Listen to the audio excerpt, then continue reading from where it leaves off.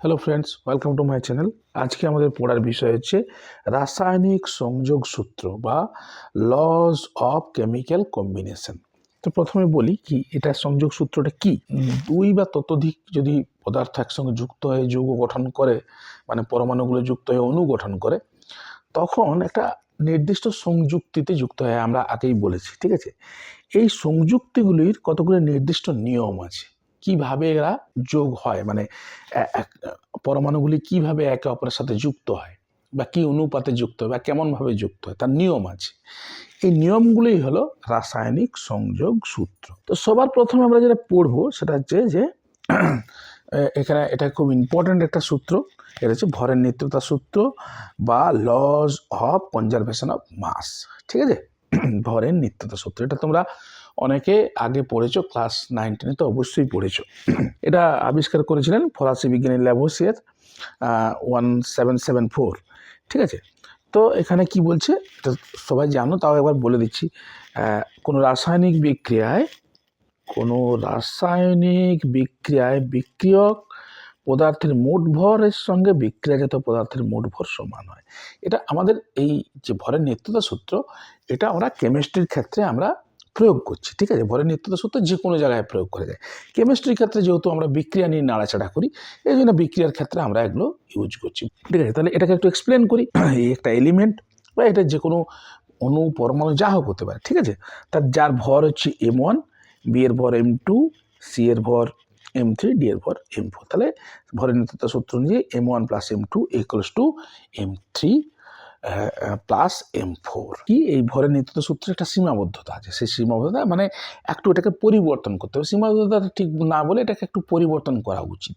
সেটা কি দেখো, আইনস্টাইন তার বিখ্যাত আপেক্ষিকতাবাদ সূত্রে কি দেখিয়েছেন যে ভর এবং শক্তি একটি রূপভেদ মাত্র, মানে এক রূপ থেকে অন্য রূপে রূপান্তরিত করা যায়। মানে ভরকে শক্তিতে, শক্তিতে ভরে রূপান্তর করা যায়। সেটা কি, তার সূত্রটা কি, ই ইকুয়ালস টু এমসি স্কোয়ার। এটা জানো তোমরা সবাই, ই ইকুয়ালস টু এমসি স্কোয়ার। যদি কোনো বিক্রিয়া তাপের শোষণ বা উদ্ভব হয়, সেখানে ভরের পরিবর্তন হবে। মানে কোনো বিক্রিয়া আমাদের ম্যাক্সিমাম ক্ষেত্রে, যে কোনো বিক্রিয়ার ক্ষেত্রে আমাদের তাপের উদ্ভব হয় বা তাপের শোষণ হয়, কিন্তু সেক্ষেত্রে কিন্তু খুব কম অ্যামাউন্টের হলেও ভরের পরিবর্তন হয়। সেটা আপেক্ষিকতাবাদ সূত্র থেকে আমরা বলতে পারি। এখন এটাকে আমরা একটু এক্সপ্লেন করি, তা দেখি কি ব্যাপারটা দাঁড়াচ্ছে। এখন দেখো, কোনো একটা সিস্টেম, সাপোজ কোনো একটা সিস্টেম সেখানে কোনো একটা রাসায়নিক বিক্রিয়া ঘটছে, সেটা নিয়ে কোনো অসুবিধা নেই, যে কোনো সিস্টেম তুমি নিতে পারো। কোনো একটা সিস্টেমের ভর কিসের উপর নির্ভর করে দেখো, ভর নির্ভর করে গতিশক্তির উপর, কাইনেটিক এনার্জির উপর, ঠিক আছে। তারপর স্থিতিশক্তির উপর, যেটা পোটেনশিয়াল এনার্জি বা বন্ড এনার্জির উপর। এটা কিন্তু ভর নির্ভর করে, ভালো করে খেয়াল করে দেখো। এদের পরিবর্তন করলে কিন্তু ভরের পরিবর্তন হয়। এটা একটু কেমন লাগছে তোমাদের, কিন্তু এটা কিন্তু সত্যি কথা, ঠিক আছে। এবং স্থির শক্তি বা অবশিষ্ট শক্তির উপরে, যেটাকে বলা হয় রেস্ট এনার্জি। যখন আমাদের কোনো একটা পদার্থ, তার একটা নির্দিষ্ট ভর থাকে, ভর থাকার জন্য তার যে শক্তি, সেটাকে বলা হয় স্থির শক্তি বা অবশিষ্ট শক্তি, বা ইংরেজিতে বলে রেস্ট এনার্জি। এইগুলোর উপর কিন্তু আমাদের কী করে, সিস্টেমের ভর নির্ভর করে, ঠিক আছে। এখন কোনো বিক্রিয়া আমি ধরে নিলাম তাপদায়ী, মানে সে তাপ দিচ্ছে, এক্সোথার্মিক রিঅ্যাকশন, ঠিক আছে, একটা ফর এক্সাম্পল, ঠিক আছে। হলে বিক্রিয়াজাত পদার্থের বন্ধনের স্থিতিশক্তি কম হয়ে যায়। মানে যখন রিয়াক্টেন্ট, মানে যারা বিক্রিয়া করছে, থেকে প্রোডাক্টে, যে বিক্রিয়াজাত পদার্থ যেটা তৈরি হচ্ছে, সে রিয়াক্টেন্ট থেকে প্রোডাক্টে পরিণত হয়, তখন কি হয়, সে কিছু পরিমাণ শক্তি বেরিয়ে যায়। ফলে তার প্রোডাক্টের যে বন্ধন শক্তি, প্রোডাক্ট মানে বিক্রিয়াজাত পদার্থের অণুর মধ্যে যে তার বন্ধনের যে শক্তি, সেই শক্তিটা কমে যায়। ফলে কি হয় দেখো, অর্থাৎ বিক্রিয়ক পদার্থের মোট শক্তি বিক্রিয়াজাত পদার্থের মোট শক্তি থেকে বেশি থাকে। অর্থাৎ সিস্টেমের শক্তি ক্ষয় হয়। মানে সিস্টেম থেকে শক্তি বেরিয়ে যায়, ঠিক আছে। তাই শক্তি ক্ষয় সমান হচ্ছে ভর ক্ষয়। তাহলে E equals to delta M C square. Delta M সমান কতটা ভর ক্ষয়, ই বাই সি স্কোয়ার। এখন এই ইকুয়েশনটা যদি আমি করি, বিক্রিয়ক সমান হচ্ছে বিক্রিয়াজাত প্লাস হিট বা তাপ equals to delta M C square. মানে এখানে তাপের এই কিছু পরিমাণ ভর কমে গেছে, ঠিক আছে। কিছু পরিমাণ ভর কি হয়েছে, তাপে রূপান্তরিত হয়ে গেছে, ঠিক আছে। তাহলে কি হলো, বিক্রিয়ক পদার্থের যে ভর বিক্রিয়াজাত পদার্থের ভরের থেকে বেশি হবে, মানে বিক্রিয়াজাত পদার্থের ভরটা কমে যাবে। এক্ষেত্রে ভরের নিত্যতা সূত্রের পরিবর্তন করা হয়েছে, সেটা কি ভর ও শক্তি নিত্যতা সূত্র রইল।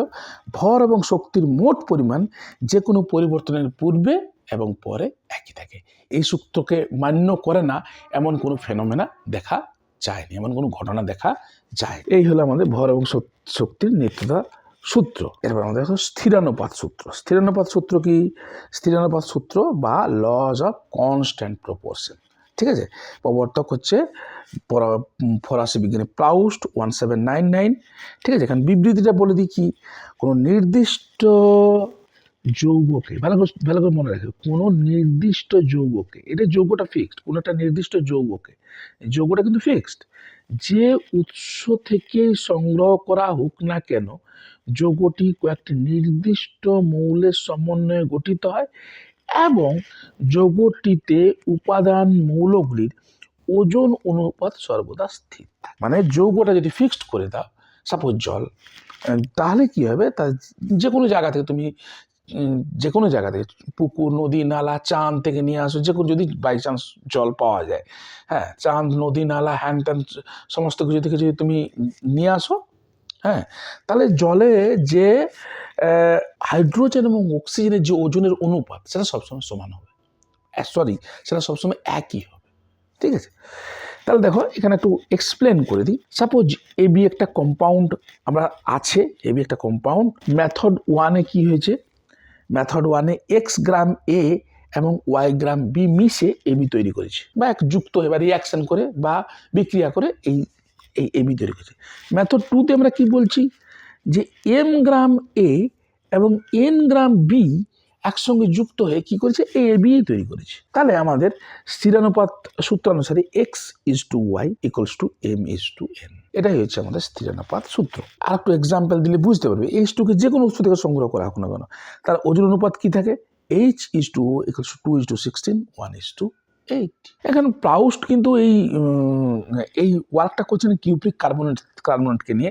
সেখানেও ন্যাচারাল স্যাম্পেল নিয়েছিলেন, ন্যাচারাল যে স্যাম্পেলগুলো পাওয়া যায়, ন্যাচারালি যেটা পাওয়া যায়, সেখানে সিইউ এর পার্সেন্টেজ, অক্সিজেনের পার্সেন্টেজ এবং কার্বনের পার্সেন্টেজ উনি দেখেছিলেন, এই পার্সেন্টেজগুলো উনি দেখেছিলেন এবং সিনথেটিক উনি তৈরি করেছিলেন। সিনথেটিক স্যাম্পেলে কি হয়েছে, সেখানেও দেখা গেছে যে এই ওজনের যে অনুপাতগুলো সব একই হয়ে যাচ্ছে। ঠিক আছে, এটা যেহেতু উনি এই কম্পাউন্ডটা নিয়ে কাজ করছেন, তাই আমি এই এক্সাম্পলটা দিয়েছি। এরপর আমরা একটু কী করবো, একটু ইলাবোরেটলি পড়বো, ঠিক আছে, যাতে আমাদের মানে কোনো জায়গায় অসুবিধা না থাকে বা আমরা আমাদের আইডিয়াটা খুব ভালো হয়। ঠিক আছে, ফলে যদি বেসটা ভালো ক্লিয়ার থাকে, যদি আইডিয়াটা ভালো ক্লিয়ার থাকে, তা তুমি যে কোনো কোয়েশ্চেন বা যে কোনো কম্পিটিটিভ এক্সামে সেখানে তো তোমার ধরো তোমার কমন কোয়েশ্চেন পাওয়ার সম্ভাবনা একটু কম, অতএব তোমাকে নিজের বুদ্ধি খাটিয়েই অ্যান্সারগুলো করতে হবে। ফলে তোমার যদি বেসটা ক্লিয়ার থাকে, আইডিয়াটা ক্লিয়ার থাকে, তাহলে তুমি সেখানে তোমার বুদ্ধি খাটিয়ে খুব ইজিলি করতে পারবে। তাহলে দেখো, এবার স্থিরানুপাত সূত্রের বিপরীত বক্তব্যটি কিন্তু সর্বদা সঠিক নয়। যেমন স্থিরানুপাত সূত্রের বিপরীত বক্তব্যটা কি, সেটা একটু বলি। দুই বা ততোধিক নির্দিষ্ট মৌল নির্দিষ্ট ওজন অনুপাতে যুক্ত হয়ে সর্বদা একটি নির্দিষ্ট যৌগ উৎপন্ন করে। দুটো পদার্থকে একটা নির্দিষ্ট ওজন অনুপাতে আমি যুক্ত করাই, সেখানে কিন্তু ভিন্ন ভিন্ন পদার্থ হতে পারে। দেখো কিরকম এক্সাম্পল আমি দেখাচ্ছি, তাহলে তুমি বুঝতে পারবে। যেমন হচ্ছে ইউরিয়া, NH2CONH2, এটাকে ইউরিয়ার এটা সংকেত, রাসায়নিক সংকেত। তারপরে হচ্ছে অ্যামোনিয়াম সায়ানেট, NH4NCO, এদের আণবিক সংকেত কিন্তু একই, CH4N2। এদের কিন্তু যে তাদের যে সংযুক্তির যে অনুপাতটা, ওজন অনুপাতটা, সেটা সবসময় একই হবে। কিন্তু এরা কিন্তু আমাদের কিন্তু দুটো ভিন্ন প্রকৃতির আমাদের যৌগ। এটা একটা অ্যামোনিয়াম সায়ানেট, একটা ইউরিয়া, দুটো আলাদা আলাদা। কেন? তাদের নাইট্রোজেন, কার্বন, অক্সিজেন, হাইড্রোজেন, এদের বন্ডিং যে কানেক্টিভিটিগুলো আমরা পরে আসবো, বন্ডিং কানেক্টিভিটি পুরো ডিফারেন্ট, আলাদা হয়ে যায়। ঠিক আছে, ফলে আমাদের কি হয়, ফলে আমাদের এই দুটো আলাদা কম্পাউন্ড হয়। একই রকমভাবে যদি ইথাইল অ্যালকোহল আর ডাইথাইল ইথার, ইথাইল অ্যালকোহল কি, ইথাইল অ্যালকোহল দেখো, ইথাইল অ্যালকোহল CH3CH2OH, ঠিক আছে, আর ডাইথাইল ইথার কি, CH3OCH3। দেখো এদের বন্ডিং কানেক্টিভিটিগুলো আলাদা।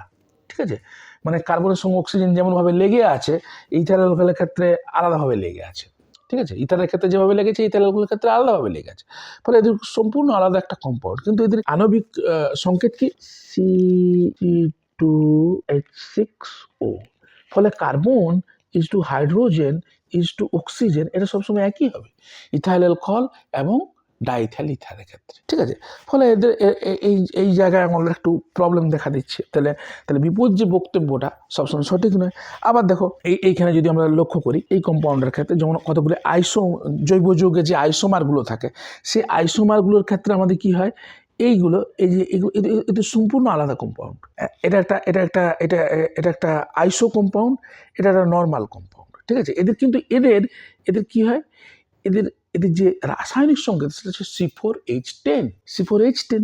ফলে C4H10 হলে কার্বন ইজ টু হাইড্রোজেন, তার যে ওজন অনুপাত সেটা কিন্তু সবসময় একই হবে দুটোর ক্ষেত্রে, কিন্তু এই দুটো কিন্তু আলাদা কম্পাউন্ড, এদের আলাদা প্রপার্টি আছে, প্রত্যেকের প্রপার্টি আলাদা আলাদা, এদের বয়েলিং পয়েন্ট, মেল্টিং পয়েন্ট সমস্ত কিছুই আলাদা আলাদা হবে। আবার দেখো C2H2, এটা হচ্ছে অ্যাসিডলিন, এটা জানো তোমরা টেনে পড়েছো, এটা বেঞ্জিন, এটা অনেকেই জানো। এদের মধ্যে কার্বন H2 হাইড্রোজেন কত 1:1, যেটা আমি বলছিলাম, এখানেও 1:1, কিন্তু এটা একটা আলাদা কম্পাউন্ড, এটা একটা অ্যারোমেটিক কম্পাউন্ড, এটা একটা হচ্ছে অ্যালিফ্যাটিক কম্পাউন্ড, ঠিক আছে। তাহলে বিপরীত বক্তব্যটা সর্বদা কিন্তু সঠিক নয়। যৌগটাকে প্রথমে ফিক্সড করতে হবে, ফলে তাদের ওজন অনুপাতটা একই হবে, কিন্তু ওজন অনুপাতটা একই করে একই যৌগ পাওয়া যাবে, এটা কিন্তু ঠিক হচ্ছে না। এর সীমাবদ্ধতাটা আমরা দেখি। সীমাবদ্ধতা পরিলক্ষিত হয়েছে সমস্থানিক বা আইসোটোপ আবিষ্কারের। প্রায় অনেক মৌলেরই মানে প্রতিটা মৌলের প্রায় আইসোটোপ দেখা যায়, ঠিক আছে। হাইড্রোজেন আছে, অক্সিজেন, নাইট্রোজেন আছে, বোরনের আছে।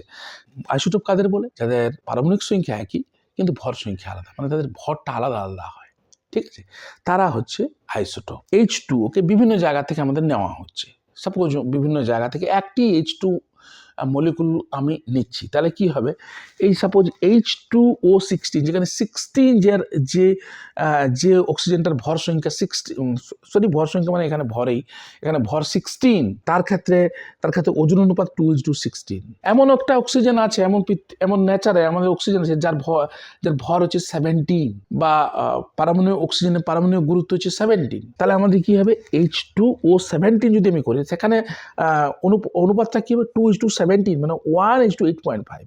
আবার 18ও আছে, তাহলে কি হবে H2O 2:18, 1:9। তাহলে দেখো একই যৌগটা একই, কিন্তু যৌগটা হচ্ছে জল, অ্যাকচুয়ালি ওয়াটার, কিন্তু তাদের যে অনুপাতটা, সেই অনুপাতটা কিন্তু আলাদা আলাদা হয়ে যাচ্ছে। সুতরাং বিভিন্ন উৎস থেকে সমস্থানগুলির গড় পরিমাণ পরিবর্তিত হলে জলের মধ্যে উপাদান মৌলগুলি হাইড্রোজেন ও অক্সিজেনের ওজন অনুপাত তারতম্য ঘটবে। এইখানে একটা জিনিস আমি তোমাদেরকে বলি, সাপোজ তুমি কোনো একটা জায়গা থেকে জল নিচ্ছ, কোনো একটা জায়গা, সাপোজ ওয়েস্ট বেঙ্গলের কোনো একটা জায়গা থেকে নিচ্ছ, সাপোজ বাঁকুড়া থেকে নিচ্ছ, এরপর সাপোজ তুমি কলকাতা থেকে আর একটা নমুনা সংগ্রহ করছে জল নিচ্ছ। এদের মধ্যে যে সমস্থানিকগুলি অক্সিজেনের 16, 17, 18, এই যে আইসোটোপগুলি আছে বা সমস্থানিকগুলি আছে, এদের যা অনুপাত, সেই অনুপাতটা কিন্তু সব সময় সমান থাকে, এটা নেচারে থাকে। ফলে যে তুমি যখন হাইড্রোজেন এবং অক্সিজেনের যে অনুপাতটা যখন করবে, সাপোজ বাঁকুড়ার জলের এবং কলকাতার জলের, তখন সেটা কিন্তু সমান হয়ে যায় প্রায় প্রতিটা মৌলের ক্ষেত্রে। কিন্তু কিছু কিছু মৌলের ক্ষেত্রে ব্যতিক্রম দেখা যায়, যেমন বোরন।